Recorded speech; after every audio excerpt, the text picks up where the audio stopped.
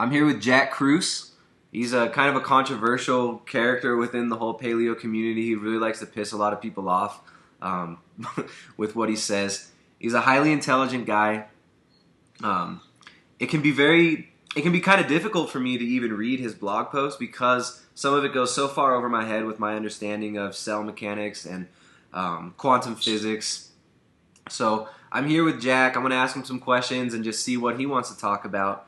And he's in New Orleans and I'm in Ecuador, so if there's any problems with the connection, we'll try and work through that.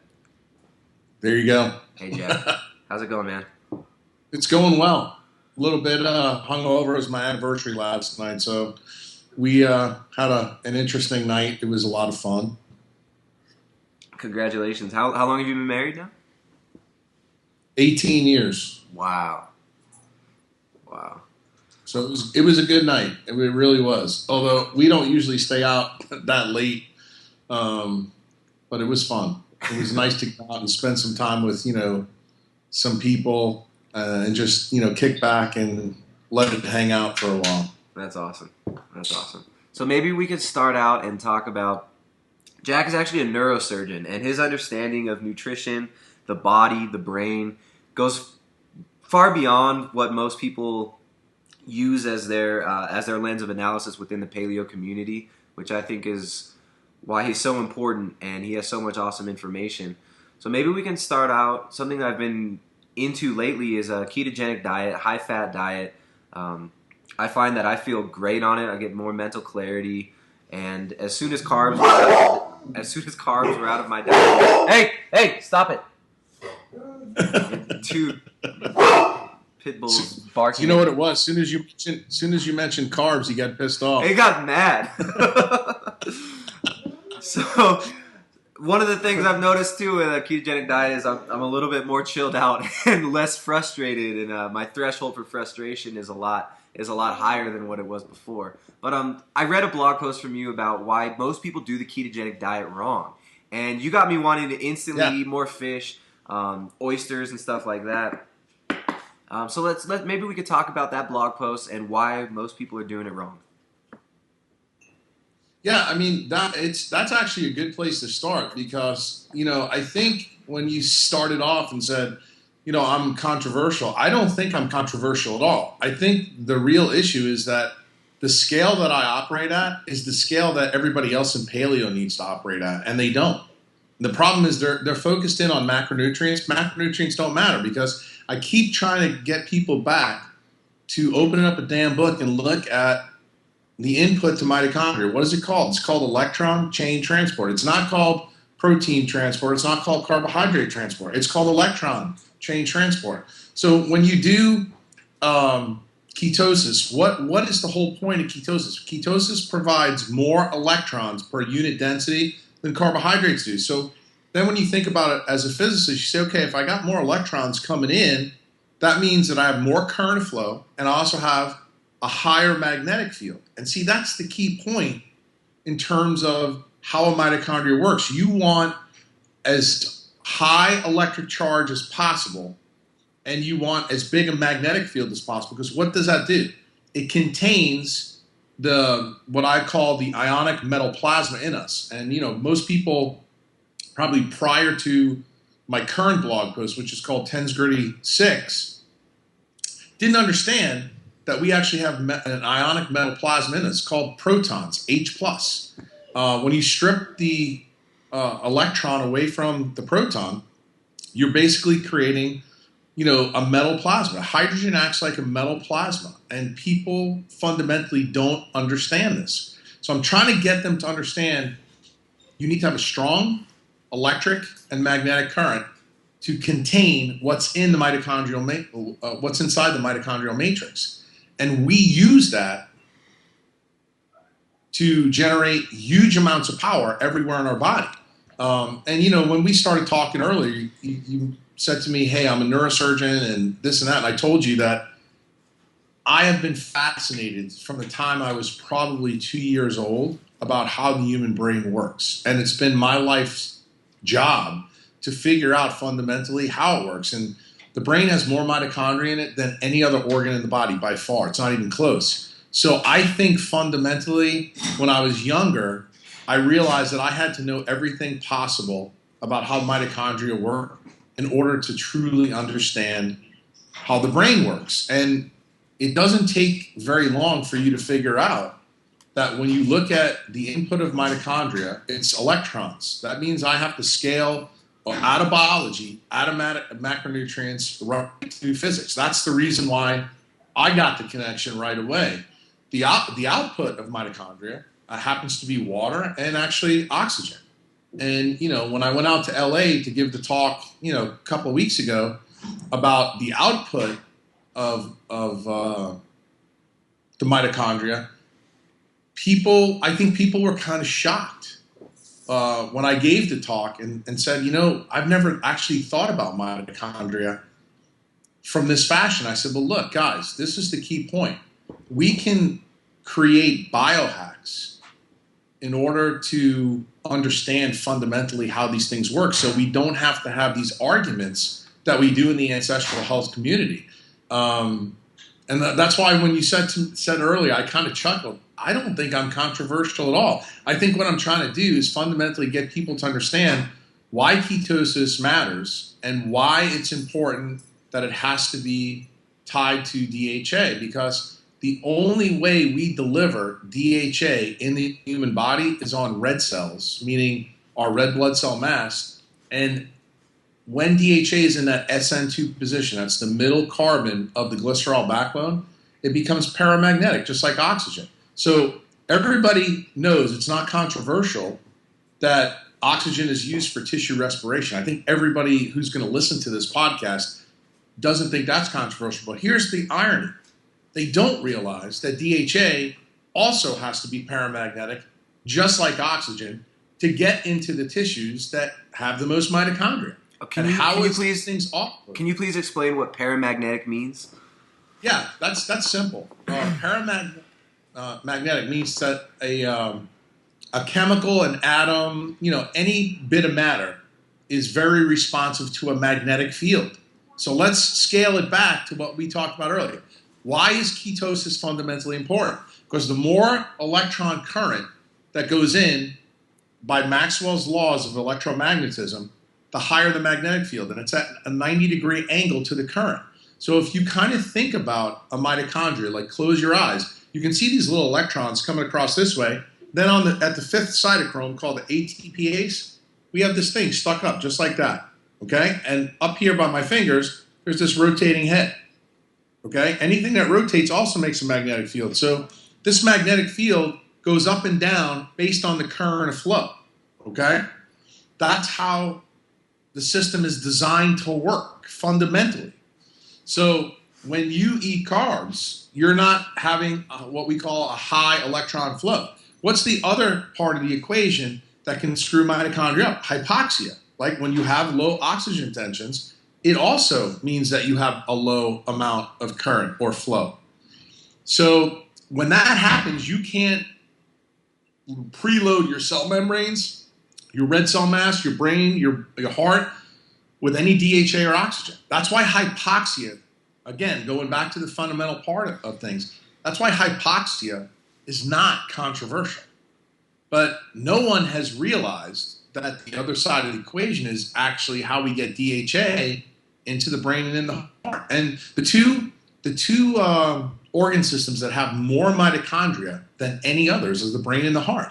And here's the irony. As a neurosurgeon, almost every day, we do EEGs and MRIs and MEG, which is a magnetoencephalogram. We actually see the magnetic field. And for people to say this is controversial, I almost chuckle. It's almost horseshit, because the data is there. The problem is people aren't connecting the dots. And here's the real fundamental problem. It's the scale problem. Everybody in paleo, and I shouldn't say this, but it's really fundamentally true. The two smartest guys in paleo are Matt Lalonde and Rob Wolf. Both of these guys are research biochemists. Biochemistry is not the level that we're talking about. And that's the problem. That's the fundamental problem. My job is to get people to come down to this scale, to understand how these things work. Because I'm going to tell you, Tristan, it's not really hard. Everybody thinks it's hard.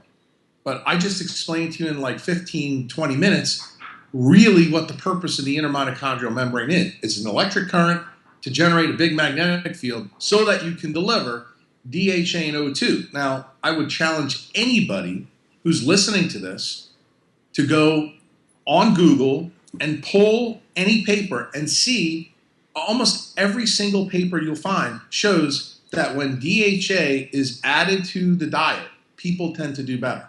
Mm-hmm. Across the board. It's like axiomatic. Well, guess what? The same thing is true of oxygen. So now you've got to ask yourself, okay, how is DHA and oxygen somehow linked? It's linked through paramagnetism. Why? Because they're both affected by magnetic fields. Then all of a sudden you say, okay, why does this make sense? Because it scales back to tissues with the highest mitochondrial density. That's where the magnetic field is. And that's how those things are delivered to our tissues so that they can be utilized. So if you have a low magnetic field in your mitochondria, you can never get DHA or enough O2 into those tissues. So let's think about, a person who has, shitty DHA levels and shitty O2. Classic example is a diabetic. Okay? And here's where it gets even more crazy. You know that diabetics, when they get glycosylated, remember doctors check something called the hemoglobin A1C. The more glycosylation you have on your red cell, when you have a lower current, guess what it means? It means that red blood cell holds on to DHA and holds on to O2 more. It never gets offloaded to the tissues. That's the reason why diabetics, their tissues are hypoxic. It's also the reason why they never get DHA into their cells. That's the reason why they develop, neuropathy, eye disease, they get their legs cut off. That's how this fundamentally links. Wow. And they also have poor blood flow. Now you know why they have poor blood flow. Because they're hypoxic, chronically. And see, the difference is the paleo kids, and I call you guys kids because I'm 50 years old, most of you come at this from, I think, more of a health perspective. But I need you to also understand that my world is, I take care of sick people. And I have to explain this through sickness. And you need to kind of see it through my eyes a little bit, because eventually you're going to get sick at some point. You need to understand that all these fundamental things that we're talking about actually sickness and health. And with the young kids, I want them to understand that hypoxia on an acute basis is actually good. That's what guys like Ben Greenfield and the young paleo kids that do CrossFit and work out are really kind of using. The problem becomes is when this is a chronic issue because their mitochondria are shot. And see, we only have two change programs in our body, apoptosis and autophagy. Those are the two that recycle or take out bad mitochondria. And autophagy is the one that we're all interested in because that's the one that recycles. That's fundamentally how we, heal diseases. That's fundamentally how we get in good shape. The problem with autophagy is it requires good sleep, intermittent fasting, and exercise to increase the amounts of autophagy in our system. And the problem is to understand fundamentally how sleep works, you need to understand a little bit about physics because it's all about electromagnetic signaling and in terms of how your brain tells that it's light outside versus dark. And, this is where the brain surgery side of me gets really, really, interested because, even in my own specialty, no one today really understands fundamentally how the brain does this. And, I made a lot of waves when I was out in LA 2 weeks ago and gave my talk because, what was the whole point of my biohack that I did? I fundamentally reversed the initial biohack that I did 10 years ago. 10 years ago, I lost 133 pounds in 11 months by doing two simple things. I controlled the amount of current on the input of my mitochondria, and I made sure that I wasn't hypoxic. In other words, I made sure that I had pretty high O2 levels. And how did you control the current, the input of your mitochondria? Through ketogenic? Well, that was simple. Ketogenic, DHA-loaded diet. Again, what we're doing here is we're using synonyms for these things. Like if you read my book, The Epi Paleo Prescription, what does it basically tell you? Eat a ketogenic seafood diet. Now, did I give you any of the context that I'm giving to you right now? No. In fact, what made me famous on the internet, I came up with 2 protocols, one called the leptin prescription and the other one called cold thermogenesis.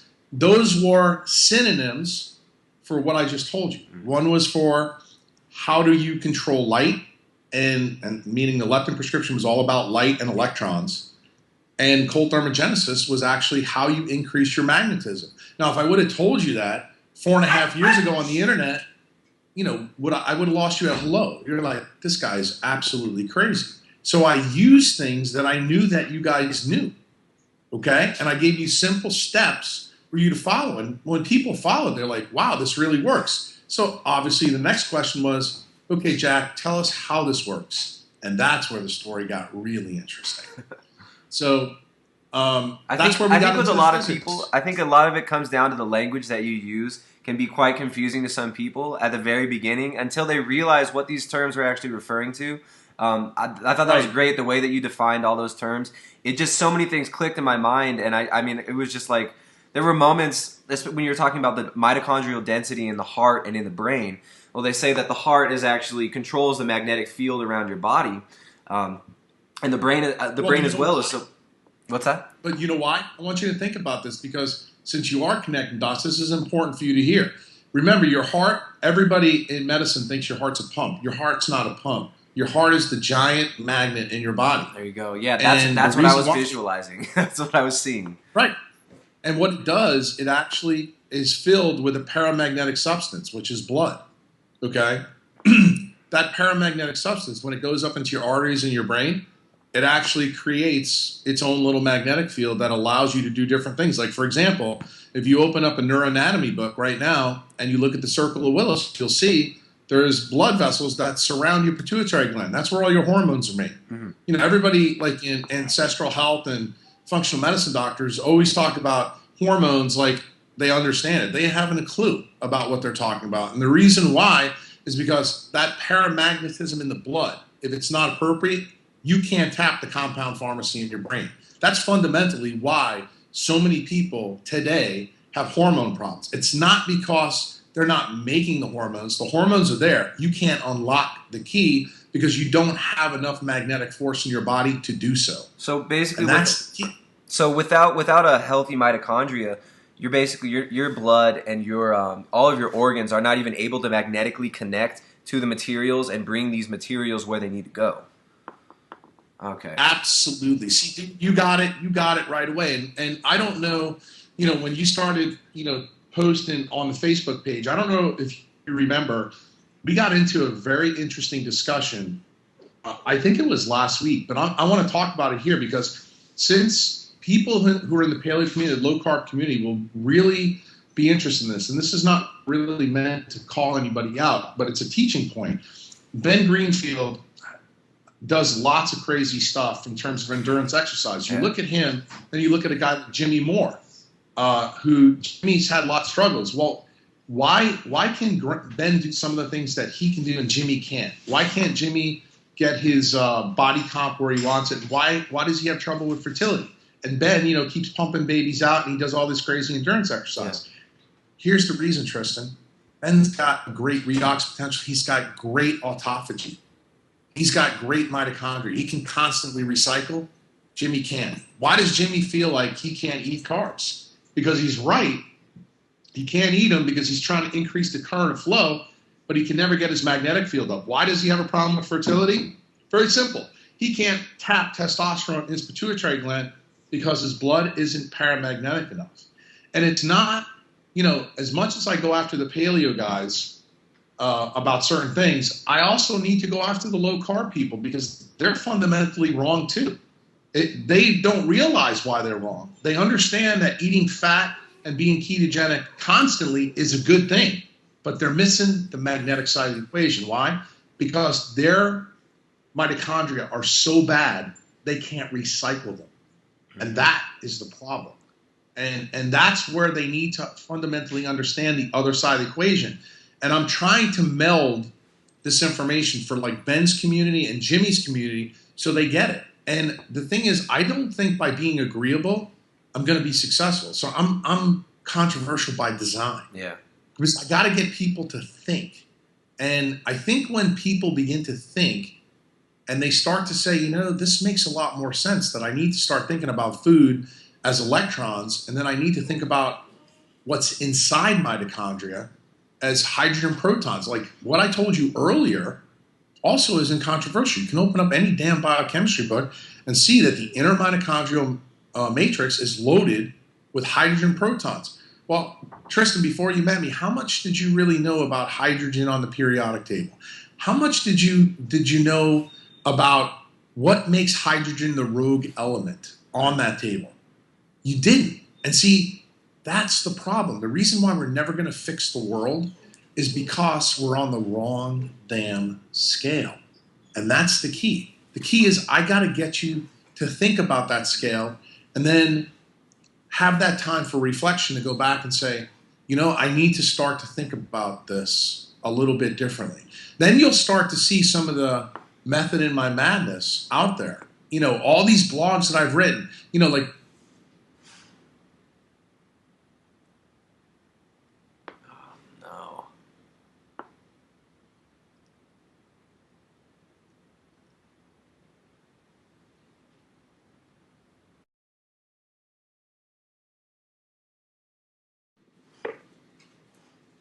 hello. Hey, you're back. I must have lost you. Okay, I lost you at all these blogs that I've written. Yeah, all the blogs that I wrote describe these processes with words. Well, guess what? Quantum physics, the language of it is mathematics. You don't understand tensor calculus, Mandelbrot's numbers and all of that stuff. So I can't use the appropriate language to discuss this with you. So I have to use words by default. And words are very, very difficult to understand, the processes of the subatomic world. So what have I tried to do when I do podcasts and I do biohacks? I'm actually showing you how these quantum processes work in us without you having to know the stuff. So when you hear me talk to you as doing a podcast, or you hear me give a live talk, in LA or Austin or wherever it's going to be, you come away and go, you know what? This guy's totally different when you see him live than when you read his blog. And everybody universally tells me this. And it's because I'm trying to get people to understand, once you get fundamentally how mitochondria work, the next step is you're going to be like, I need to know more. I need to know all the details. And then that's what the blog's about. The blog is about those details. And when you ask me a question, like when you started interacting with me on Facebook, you see that I got the answer. I mean, pretty much. I asked a simple question. I asked a simple question of Jack. Because where I live, we don't have much access to seafood. Now, we can get trout from rivers. A lot of there's like farmed trout here too. But wild-caught fish are kind of rare here. Even though there's rivers all over the place, they've been fished out and they're completely depleted of animal life, just like most of this country and every country in the world in general.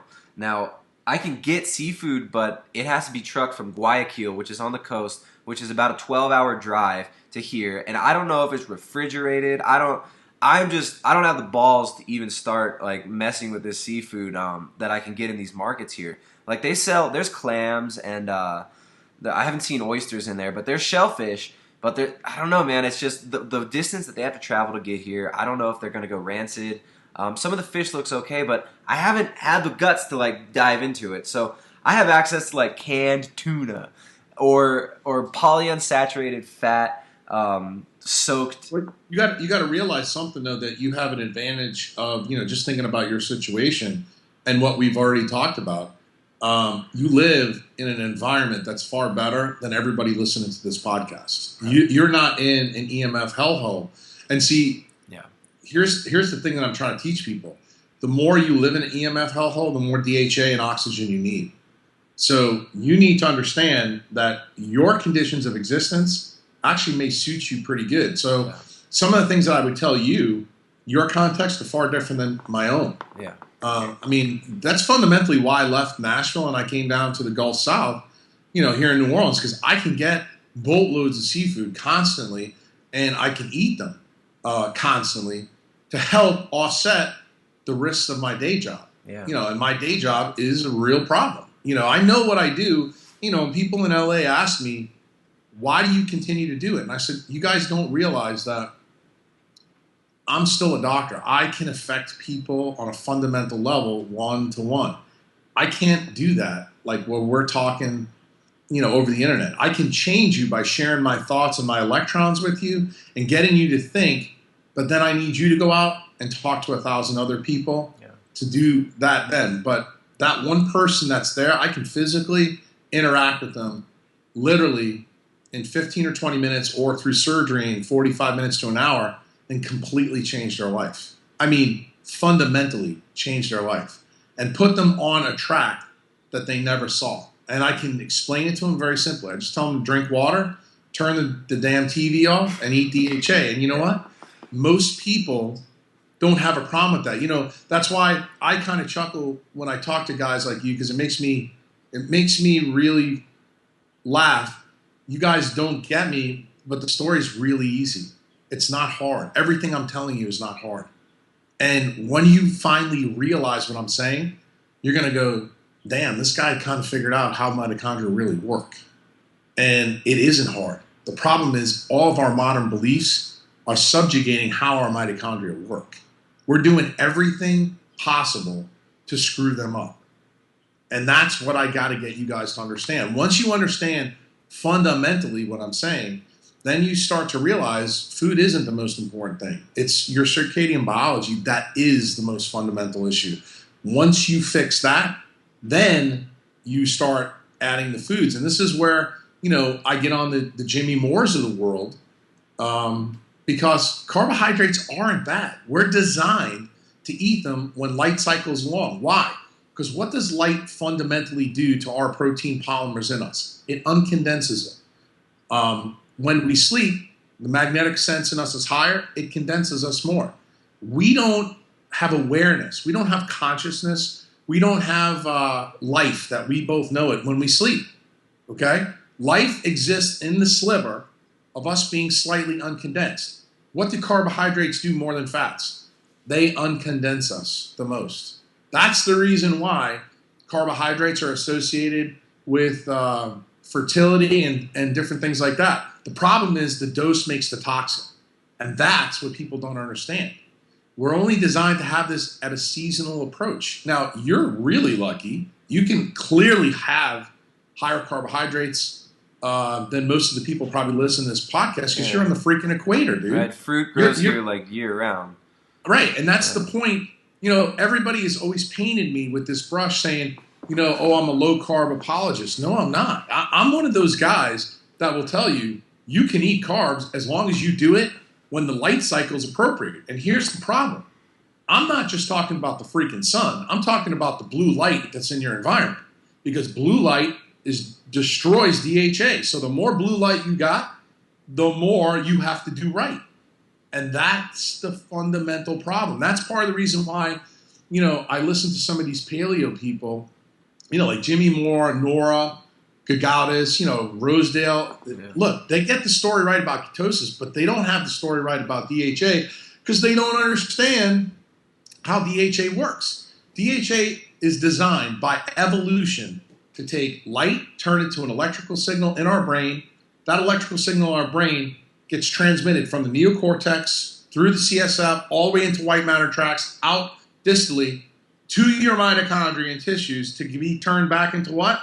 Light. Mm-hmm. It's the only lipid in 600 million years of eukaryotic evolution that can do that. It's never been replaced. One time. You don't believe me? Go read Michael Crawford's work about it. On our Facebook group, I've posted about this ad nauseum. That's fundamentally why DHA is important. It's not that Jack Cruz loves oysters or he loves seafood. It's Willie Sutton's argument. That's where the freaking money is. That's where you go. Yeah. And here's the other part of the story. DHA's got to be associated with iodine. Why? It gets back to the hydrogen story that we just talked about in 10^36. Iodine actually makes protons get closer together so that they become like a metal plasma. And a plasma has some very interesting physical abilities. It's considered the fourth phase of matter by physics. Mm-hmm. And, most people, when we talk plasma, they think about sun, they think about stars. When you begin to understand what I'm saying, you start to realize, what is a mitochondria fundamentally? It is a micro star in your body. And it does exactly the same things as our sun does. It's also not controversial to say that everything on this planet grows because of the sun. Well, I'm telling you guys, everything in you grows because of your mitochondria, which acts just like the sun. And when you eat things, what are you eating? You're eating sunshine and you don't even know it. That's how fundamental it is. Because on the back of every electron that goes into mitochondria, guess what's on there? Photonic power from the sun. And that alters based on the seasons. Even where you live, even though you're on the equator, you get 12 hours of sunlight and nighttime. One thing that you said earlier when you were talking about your bathroom, and I chuckled because I knew I was going to use it later, is you have wet and dry seasons. Well, that simulates winter and summer.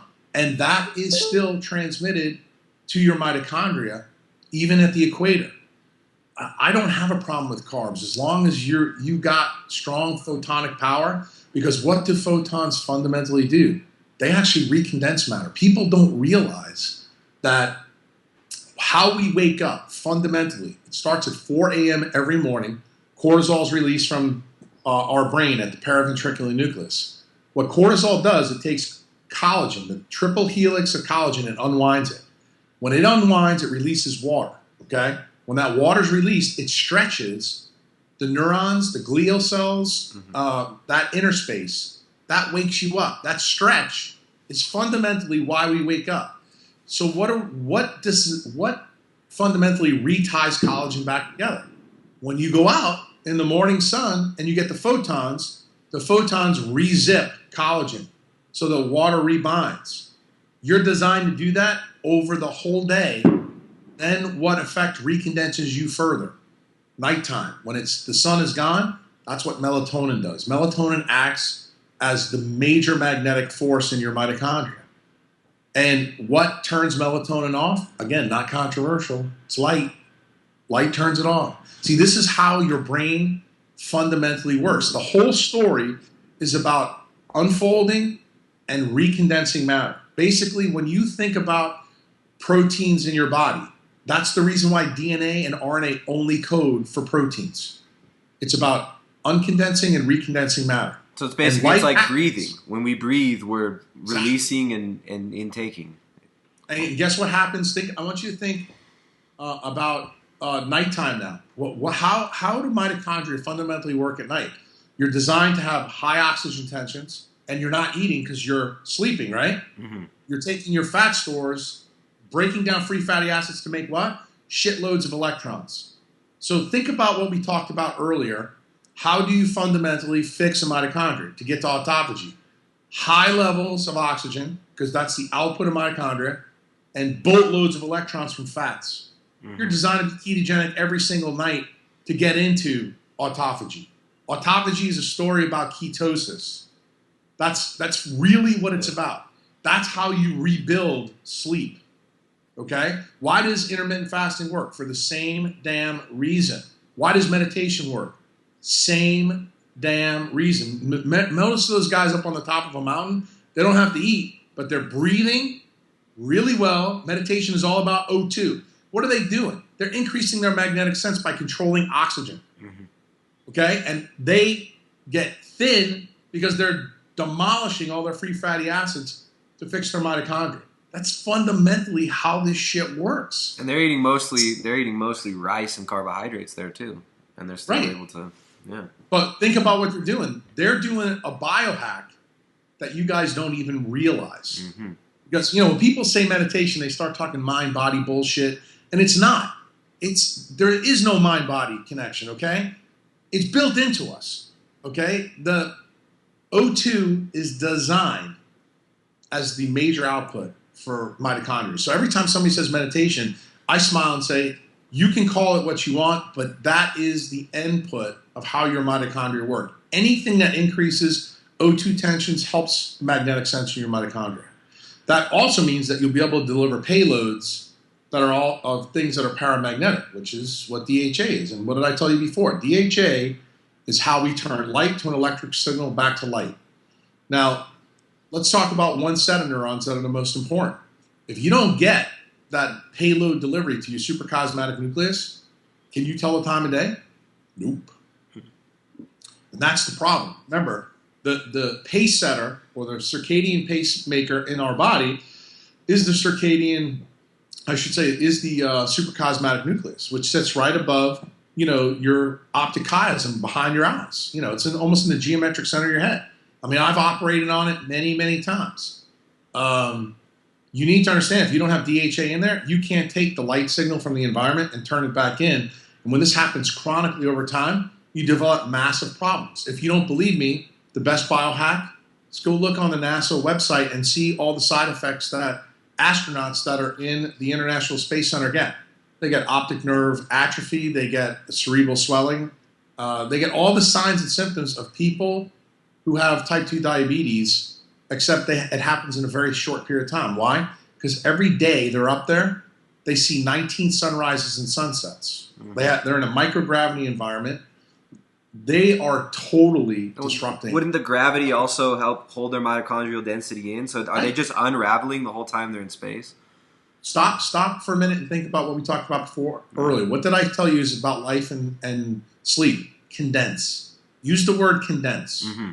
Because that's what you lose when you have a microgravity environment. And believe it or not, your mitochondria need that. Okay? It uses every physical force that's in there. There's 4 fundamental physical forces in the world: the weak force, the strong force, the electromagnetic force, and gravity. And my job is to get you to understand that those little power plants in you use every single one of them. I will consider myself successful when you guys begin to start talking about electrons, when you start talking about protons, and you start understanding about what fundamentally oxygen and DHA do.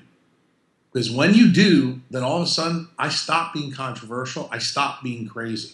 And then you start going, this makes sense. All the things that you've been taught your whole life, you start putting them in there. Say, that's why this works. That's why that works.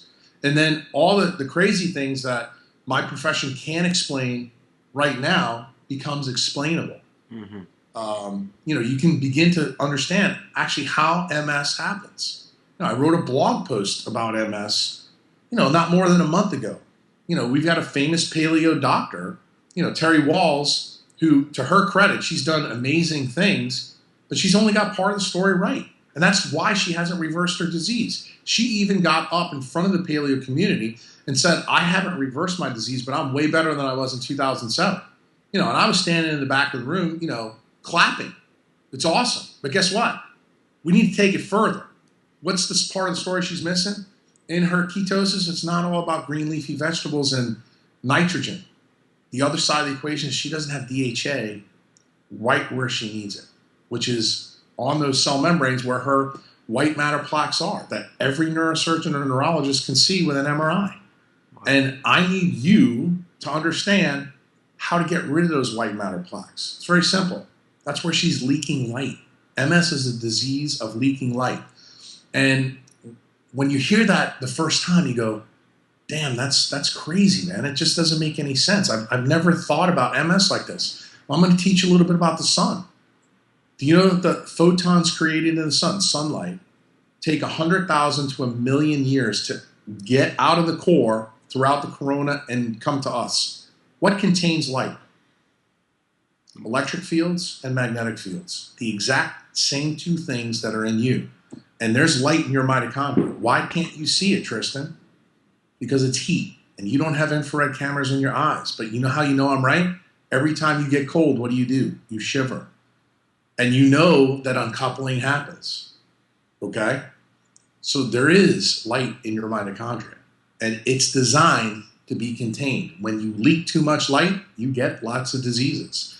In fact, every single disease that you and I both know is tied to the leakage of light somewhere because you don't have enough electric or magnetic current to hold it down.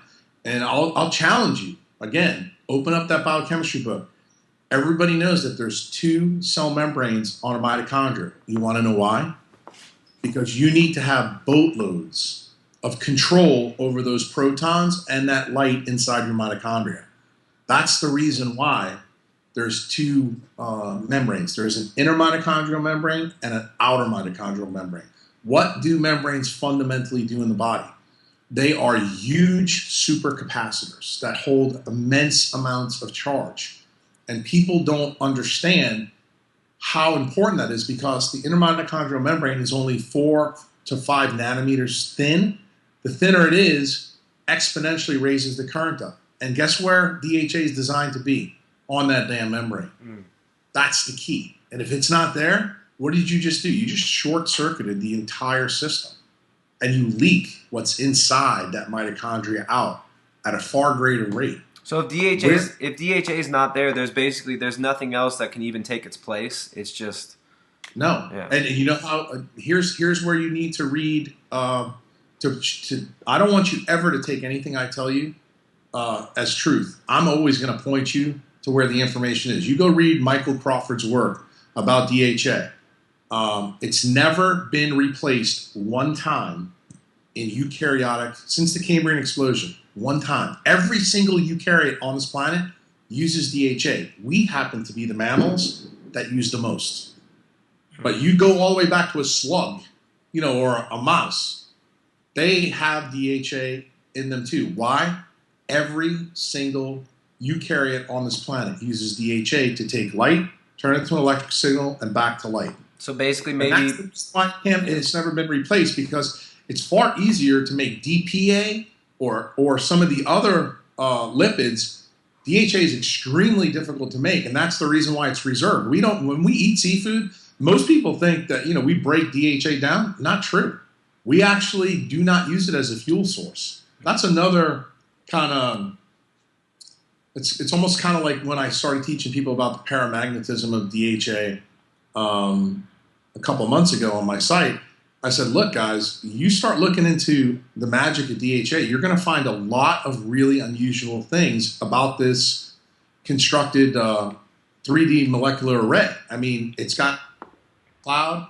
It looks just like a semiconductor would. You need to start looking at how these atoms are arranged. It's got 6 carbons in between it. There's double bonds. There's reasons for this, my friend. There's a reason why this lipid has never been replaced in 600 million years, because it does shit that no other lipid can do. That's the reason it's not been replaced. And here's the thing that I learned about Lady Evolution. When she finds something out that works, she uses it. And she uses it to weave all of her web. And you need to see that with your own 2 eyes, and then to begin to understand why ketosis has to be married with DHA. That's why the blog post was written. Because you asked me, Jack, why is this such a critical component? Well, this is where the irony just kills me. These guys are supposed to be the ancestral health community. It makes me chuckle. They look back 10,000 years. Dude, I'm going back 600 million years. You want ancestral? I'm the guy, okay? Because I'm taking you back to where it all began for all life. In our kingdom, which is the eukaryotic kingdom, we use prokaryotes to our goodness in the gut, which that'll be a story for another day.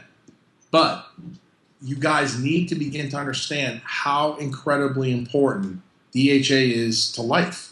And, here's more irony. Why does the paleo diet is a step in the right direction? It's not good enough to reverse disease, in my opinion, but it's a step in the right direction from a standard American diet. What does grass-fed meat have?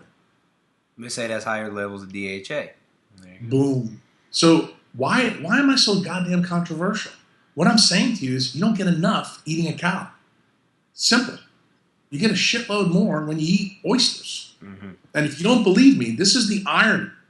I think it was Ancestral Health 2012 or 2013. Matt Lalonde got up in front of everybody on the stage and said oysters are the best food on the planet. Even beats grass-fed liver.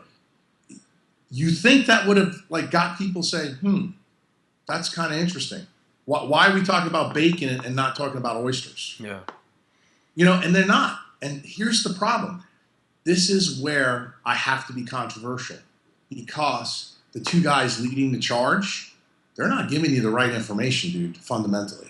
They're giving you lots of good stuff, okay? I respect both of them. They're very, very smart guys. But guys, you need a shitload more DHA than any kind of cow is going to give you, especially when you live in a non-native EMF world. And that is the part of the equation that the paleo guys are missing. That they all eat right, but they live in EMF hellholes. Mm-hmm. And all of your cohort, your age cohort, because you're a lot younger than me, it's technology, it's iPhones. Right. And that's what I'm worried about. Yeah. And the thing is, I've always said this, people don't give a shit how much you know until they know how much you care. Why am I such a shit stirrer? Because I know something they don't. And my job, I look at it fundamentally as a doctor. I need you to get this information. I need you to fundamentally understand why I stir the pot, because I think I'm right. And I want you to look with your own two eyes to see why I might be right. Awesome. Let me, I'm going to go leak some electrons into the toilet real quick, and then I'll be right back. All right.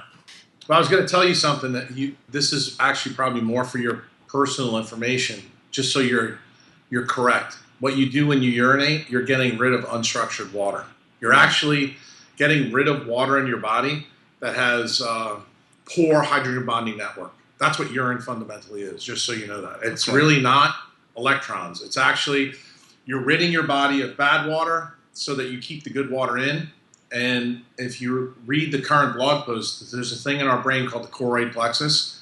Choroid plexus is designed to put iodine into your CSF to structure it, to make the protons in water closer together. The closer protons are together, the more information and energy water carries. Okay. That's the key to the current blog post. So why do we pee? What's the fundamental reason we pee? It's to get rid of bad water so we can make new water in the brain. Because what is CSF?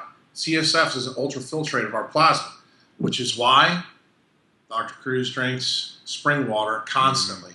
I drink probably more water than you can imagine, because it's one of the key things that actually gets us healthy. And I'm sure the water where you live is pretty awesome, because it's probably got no fluoride in it. It doesn't, screw around with, that iodine mix.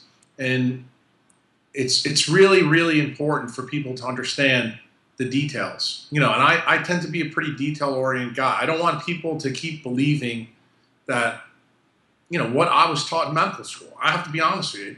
It just astounds me just how much misinformation is out there because of this scale problem.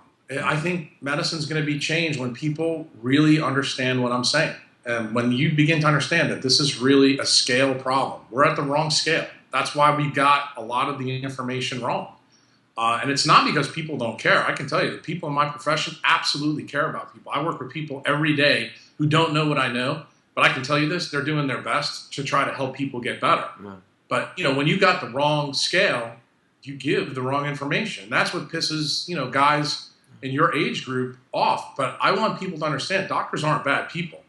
It's just that, just like y'all, you've been given the wrong kind of juice, and that's the problem. Yeah, no, it can really lead to a lot of frustration, especially in the younger generations, when they realize, look, okay, our parents had it wrong, their parents had it wrong. I mean, it creates all this tension, generational gaps, and it's. Well, think about who had it right. Who's the last people that really had it right in our country? The Indians. Yeah.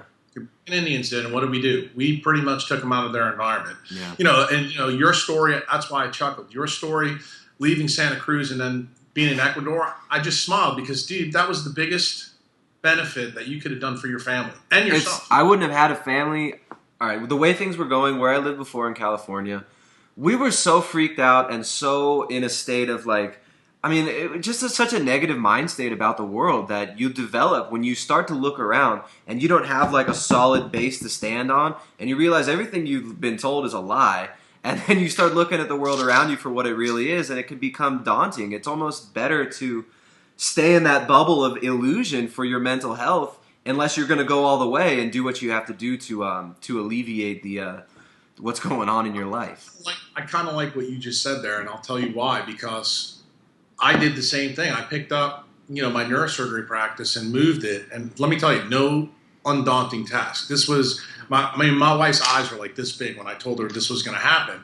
But I did the same thing that you did. Now, I stayed within the country. I just moved to a different place that I thought was going to allow me to do what I'm doing longer than I could, because I'm putting myself at risk by doing it.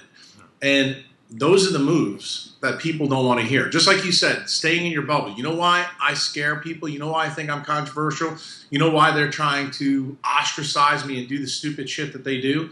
It's because when you fundamentally realize what I'm saying, you start to realize that we've caused our own problems.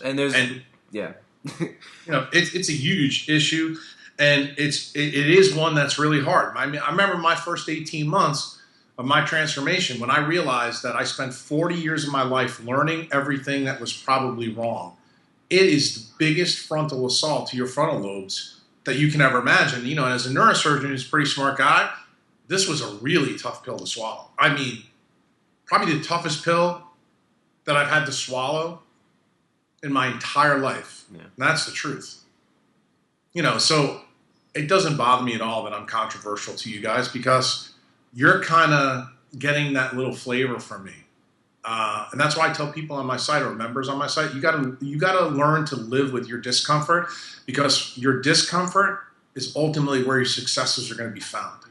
Mm-hmm. And that's where your life truly will change, because you'll get the secret sauce. You'll start to understand that everything fundamentally comes down to what's happening in that mitochondria.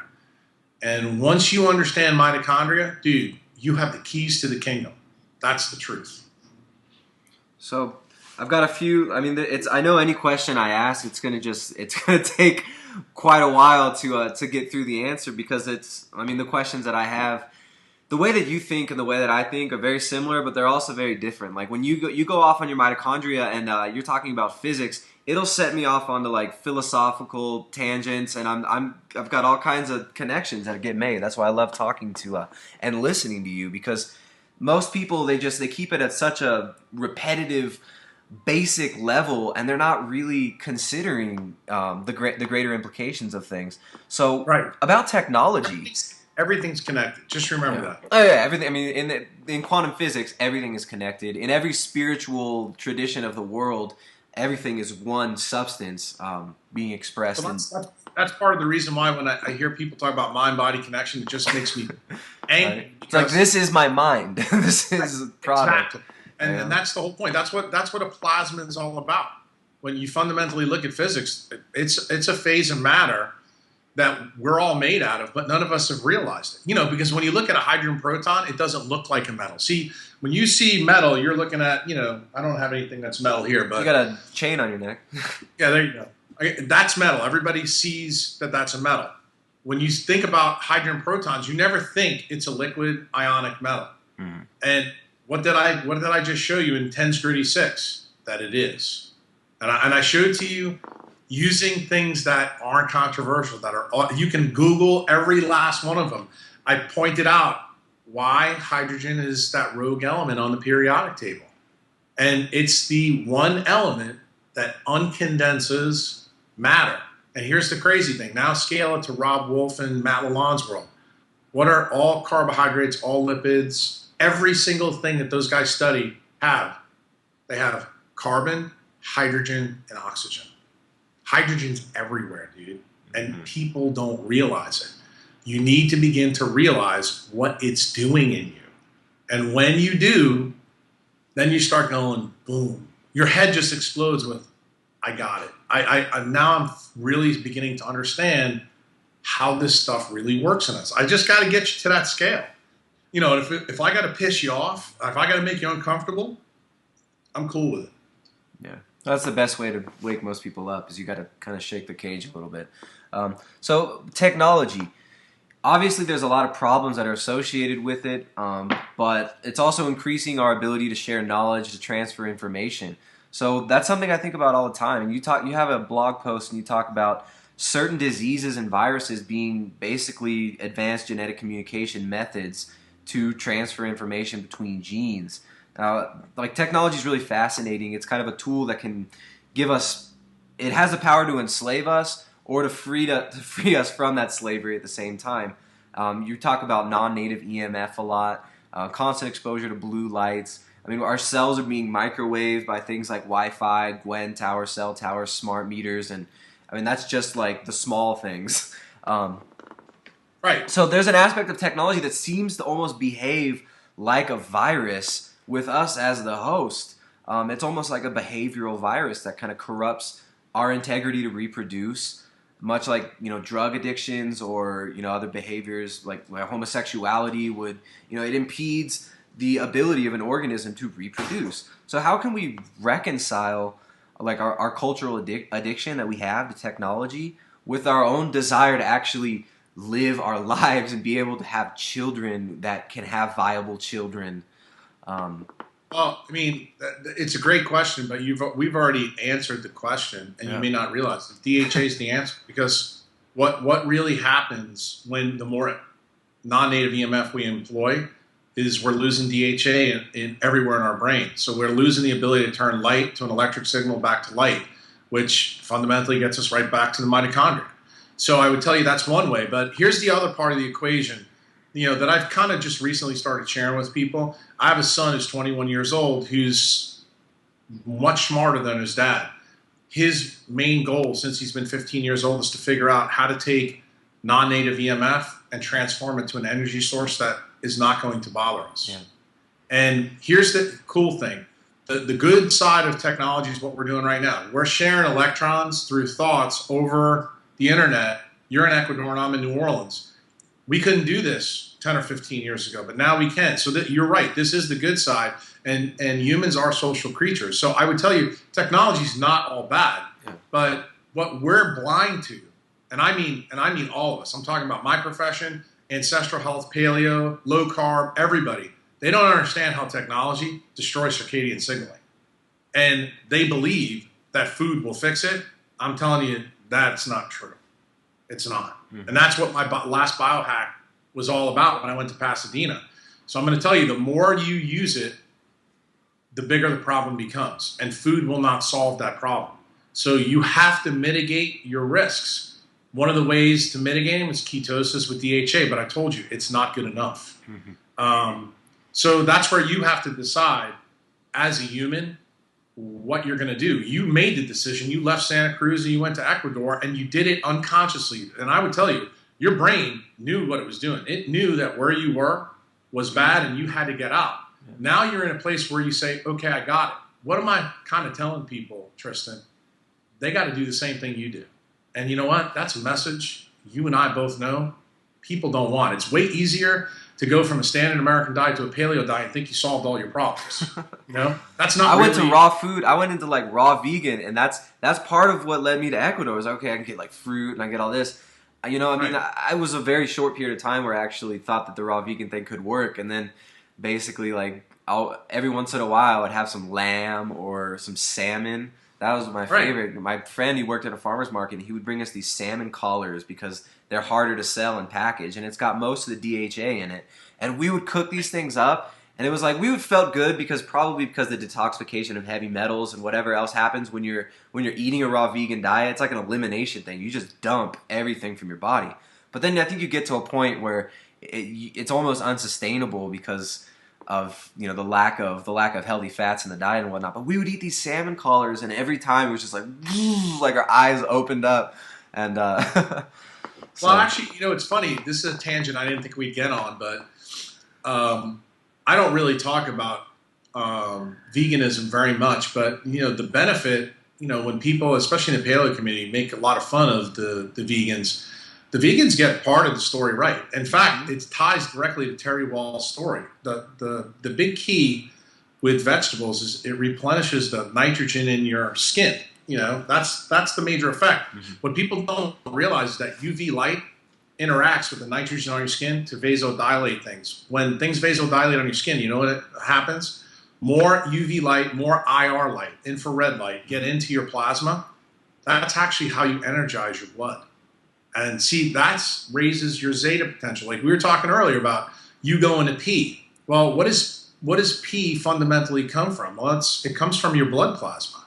And you're designed to drink water constantly, but how do you energize your blood plasma? It's actually through this mechanism. You need the nitrogen products from vegetables to do that. But here's the other part, and you don't need DHA, believe it or not. This is one of the stories why vegans can do what they do. Because this IR effect, this infrared effect actually happens on the skin with the interaction of the arterioles. And there's been really cool studies done over 100 years ago that actually I just did a webinar for my members that got released 2 days ago about this issue. And I didn't talk to them about vegans because I'm just not into it. I don't want to give it any, credence. But the benefit is they're getting part of the equation right. I look at them just like Jimmy Moore. He gets part of it right, but he doesn't realize what he's getting wrong. They don't realize what they're getting wrong. They're missing the DHA. So a pescatarian vegan, if there's such a thing, would be a really, really smart thing to do. And if you really fundamentally look at, what I wrote in my book, that's kind of an acronym for the Epi-Paleo prescription, because that's really kind of what it is. The other thing that vegans are missing is the iodine. And, that choroid plexus in your brain is designed to put that iodine in your CSF. They don't get that. They also don't have a lot of B12, which you need, to run different things in your body for different reasons, which I don't really want to go into. But I would just tell you that effect on the skin is actually why vegans can do the things they do, and they can do it for a real long period of time. But ultimately, they succumb to the same diseases that people succumb to, who have type 2 diabetes. The difference is really the environment that they're exposing their mitochondria to. Yeah, it seems like there's so much to be reconciled with like the vegan community, raw vegan community, which is kind of a completely different thing than most vegan lifestyles, because it's a religion. Look, it's a religion. I mean, that's the way I look at it. I look at the low carb community. I look at vegans. I even look at paleo the same way now. They don't realize it, but they're a religion. They have dogma. And I'll tell you, Tristan, how I fundamentally look at this problem is that you really understand how mitochondria work, the religion goes away. Okay? You start going like, oh shit, this really starting to make some sense. Then you start realizing why the parts of the story that each one of them believe actually work. And see, the thing is, when you have a partial truth, it hides or blocks you to the other side of the equation. And the only way you're going to see that is to really fundamentally understand how that inner mitochondrial membrane and the matrix all works. And what am I doing? I'm slowly unfolding and unwrapping that package for you guys in extreme detail. And the reason why the blogs are hard to read is when I talk about like the current blog post, let's just get into it, about the hydrogen bonding network. You read that and you go, wait a minute, Jack is just talking about water. I didn't realize water was this complex.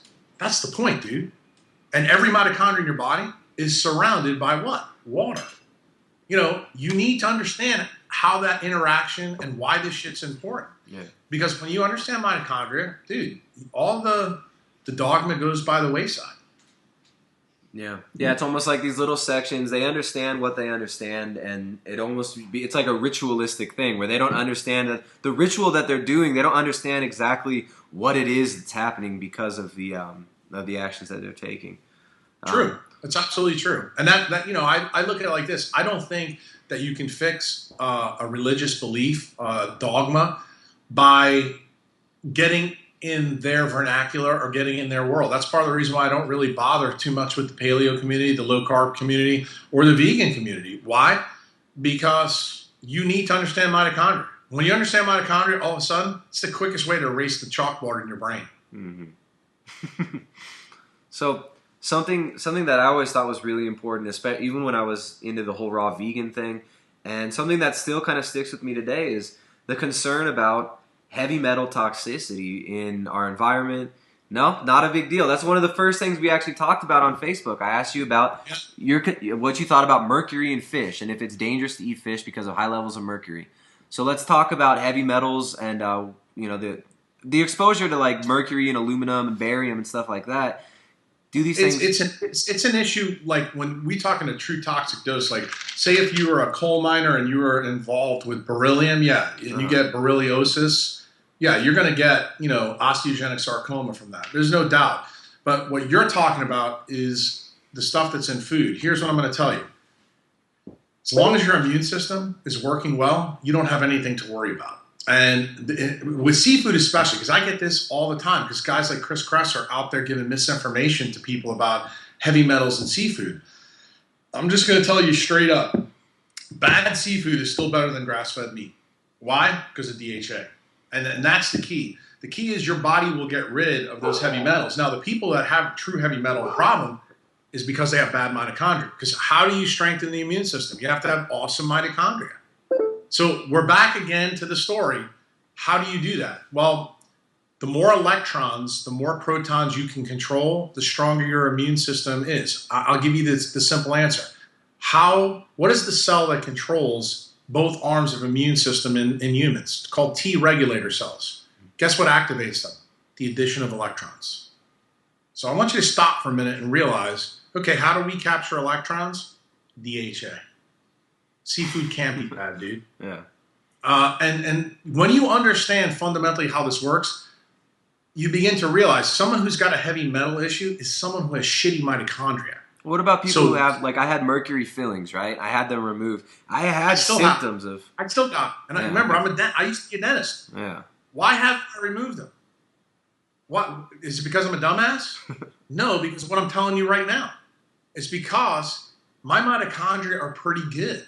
You know, my mitochondria, my brain, and my heart, I know are really good. The place where my mitochondria are not so good is in the rest of my body because of my day job. Mm-hmm. And that's where they were damaged to begin with. Mm-hmm. But have I figured out how to play with them? You know, uncondense them, recondense them. That's why I do all these biohacks. That's why I try to lose weight and gain weight almost every year, because this is my, how shall I say, laboratory of figuring out the quantum effects of electrons and protons. Yeah. And I do that so I can share this with the world to say, guys, this is how it works. I mean, that's what I did in Pasadena. I actually reversed my initial biohack from 10 years ago to prove I eat an ancestral diet and I made myself hypoxic and I gained weight. Mm-hmm. And it happened pretty quickly. And I showed people how it happened because of this paramagnetism. I stopped doing all the mitigation things that I did. And why did I do that? To show paleo, show the ancestral community it ain't about diet. So you stopped. So you basically you were eating the same ketogenic diet, or you weren't. You started. I used two guys' book, two paleo books. I'm not going to tell you who they are because it'll be in my book when I write it. Okay. You know the second book, but I used two books that everybody in the paleo community knows. Had a registered dietitian read the book and construct a diet that I ate for 9 months. Wow. I just affected one thing. In other words, I did what they said to do, but I changed one thing. I made myself hypoxic. And how did you do that? Okay.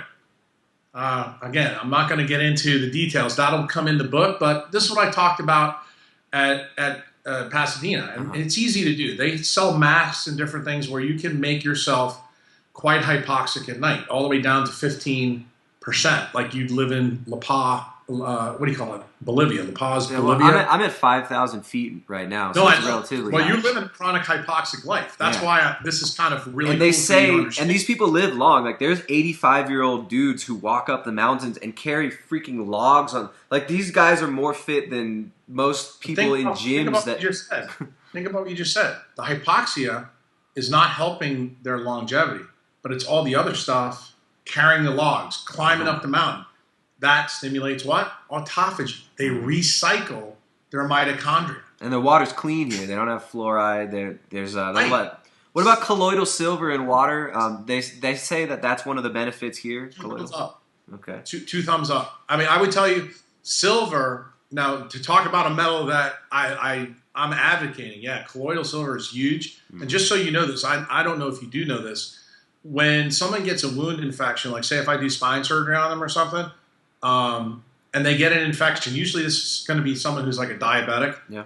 We actually have a sponge, and this has changed. When I first started coming out of training, we used to have to take people back to surgery, wash them out, with antibiotics and all kinds of shit. Ah, man. That's how we got rid of, the infections. Now we have a sponge that has colloidal silver in it. We put it in there, and we put a vacuum assist device over it to suck all the bad shit out. And what happens is the tissue slowly closes up. And a nurse goes out every 3 days to change the sponge size, and it closes by itself. what actually gets rid of the bacteria? It's actually the silver. Mm-hmm. So here is using quantum physics to our advantage. And not everything, not every transition metal is a bad metal. Most of them are, but guess what? We have transition metals all through our mitochondria. They need to be there to work properly. And that's the key. The key is when a metal is in you and you're in a non-native EMF environment, dude, that's where it's a real problem. That's when I can tell you, if you went to the dentist and had your teeth, taken out, I'd have no problem with that. But see, here's the point of the context. Transition metals don't marry too well with non-native EMF. And that is deep science, okay? But I can explain it to you pretty simple. Most people don't know this. There's a type of supernova that forms. The way a star lives and dies, when it burns through all its hydrogen, it eventually goes to an iron core. When the core of a star hits iron, then the EMF in the star, meaning in the microwave range, interacts with the iron core and causes the supernova explosion. So you should fundamentally realize that transition metals and microwaves don't match too good. And why else should you know this? You probably don't have one in Ecuador, but go take a fork and put it in a microwave and see what happens. Right. There'll be an electric show in there. Mm-hmm. The same thing happens in that microwave with your fork that happens in a star and it explodes. Well, guess what? The same thing happens in you when you have too many metals in it. Here's the key. If you do have a heavy metal issue, that means you need to move, because it means where you're at is the problem. Doesn't mean you're never going to fix your immune system, or you're never going to fix your immune system by getting rid of the shit in your teeth. It means you moving is the key. That's why, here's the irony when I hear a guy like you. You moved from Santa Cruz to where you are now. You probably could have kept your fillings in your teeth. Mm-hmm. Because where you live was the real problem. Getting those out, and then the after effects of that, it was intense, man. It's like if you have massive exposure, no matter what they do, they'll put the dams in there and they use. Doesn't matter. No, right? You get you're screwed absolutely up. Right. Because people don't realize when they have their mercury taken out of their teeth, it's a huge exposure. Yeah. And these biologic dentists, they don't understand any of this quantum physics. I mean, I can tell you because I used to be a dentist. They're looking at this as a business, and it's a very lucrative business for them to be in. And I tell people this after they listen to me, and since you brought it up, I figured it's a good place to talk about. I'm a dentist, so I kind of know a lot about their world. I also happen to be a neurosurgeon, so I know a lot about the things I'm teaching you guys about. I still have my fillings, dude. And why does this fundamentally go back to the question you asked me? Transition metals aren't the real problem, bro. It's the environment that they're in that is. So if you live in a freaking supernova, you don't want any of those suckers around. That's the point. That's if you live in a place fundamentally why. So in a place like Los Angeles, where there's loads of microwave, you have smart meters in every house that are just, would you consider that like a supernova type environment? Yeah, Tokyo. Yes, that's exactly. I wrote a blog post probably 3 years ago. I don't know if you've ever read it. It's called "Does Where You Live Matter?" Maybe when you get off this podcast with me, go read it, and you'll be shocked. I went all over the world with a tribe meter, testing where I should live. I didn't know where I was going to move. The assumption that I had from this biohack was that I was going to move up to the Arctic Circle. That's where I thought I was going. Yeah, wow. I was not very happy about that. Okay? Yeah. But it turned out the place that tested the best was the southeast portion of the United States. The absolute best area was Playa del Carmen in Mexico. Wow. Well, there's a reason for that, a big fundamental reason. And I'll share it with you. But I tell everybody, if you're going to pick up a move and you want to stay in the States, you want to be somewhere between probably Key West and New Orleans. That's the best place in the United States that I've tested. The most important thing is you probably need to be north I-10, which is the highway there, because below I-10 is where all the people are. You want to be in a much more rural area where there's not a lot of EMF. The area also has great water. It has shitloads of pine trees. What do pine trees do? They make oxygen. The most efficient plant on the planet at making oxygen. What did I tell you before about hypoxia? It's a huge issue. Yeah. Okay?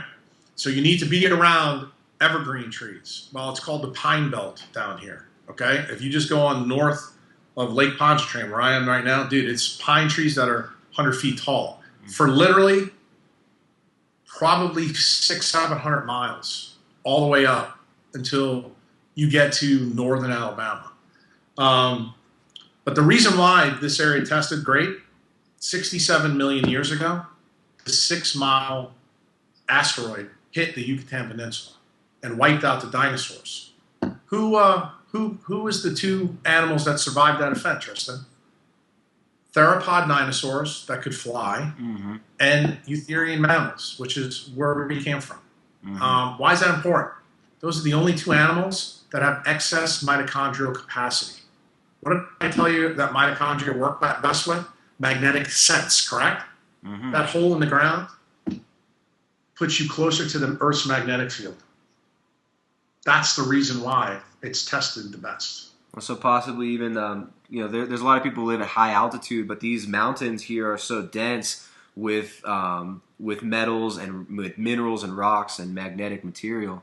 So that could explain. Well, you got to remember, it's not the rocks that's important. You do get the effect of grounding, because remember, everything when it's electromagnetic, there's the electric current, then that magnetic force. What we're talking about now is a little bit different. That hole in the ground in the Gulf, okay, is a huge issue. And a lot of people don't understand, water chemistry well. If you go right where you are, around the equator, it's the deadest part of our planet in terms of seafood. Why? Because you need iron in the water and you also need high oxygen tensions. Well, guess what? Equatorial water doesn't have either. It doesn't have a lot of oxygen in it. That's the reason why there's not a lot of seafood around the equator. But guess what?